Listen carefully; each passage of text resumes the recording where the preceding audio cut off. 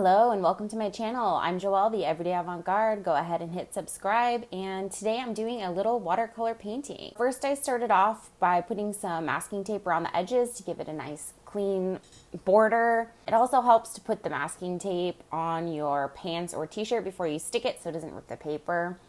Now with watercolor, you're supposed to do the lighter colors first and then the darker colors. Because if you try to do a lighter color on top of a darker color, it's not going to work out. And this is my first time painting a landscape, so I just wanted to share the process with y'all. I was doing a little video chat with my mom and we were painting together and it was really fun. So I wanted to give this new technique a try. I started off by doing the background, which is just like a little wash of purple, and then started going in with the green for the mountains.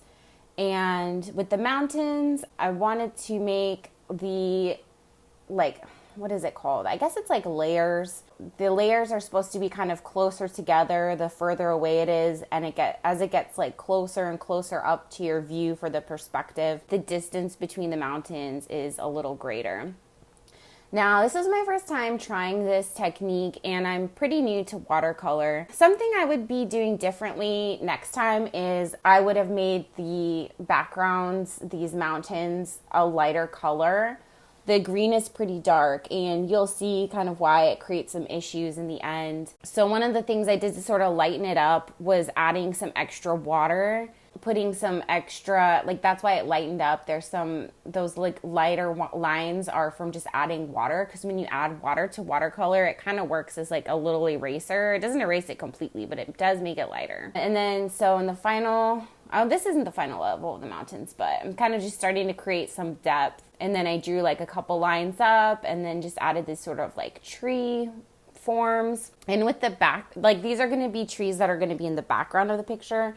So the detail wasn't as important. And I feel like with watercolor, it kind of can be a little bit blurrier and less detailed. I don't know. I feel like there's not really a right or wrong when it comes to watercolor. And like I said, this is my first time trying the technique. The background, I added a little bit more blue on top, like up in the sky, because I just didn't like that plain pink.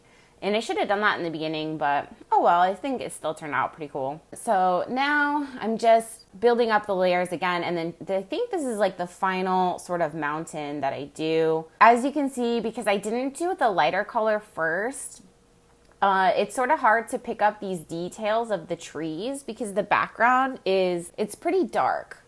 So next time I'll do that different, but you know what? We're just playing around and experimenting, and I just wanted to share the process with y'all. Yeah, so I just kind of made it like darkest green I could and tried to add a little bit more detail in these trees than in the background trees.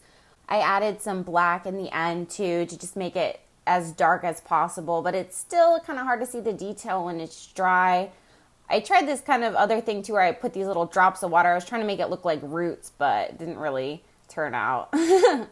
When it dried, the black for some reason is kind of shiny. Not really sure why, but I think it looks pretty cool for my first time especially.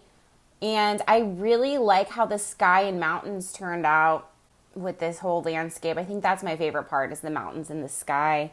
And then once it was dry, I very carefully tried to remove the tape to not rip the paper. Thankfully, everything looked very clean and crisp. That's the final version of it. As you can see, it's quite dark in the trees.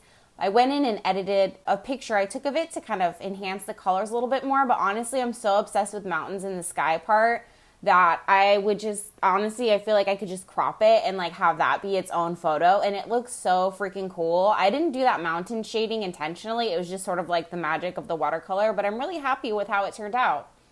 And yeah, so that's my watercolor painting. If y'all liked it, like, comment, share, subscribe, all that great stuff, and I'll catch you on the next video. Thanks for watching.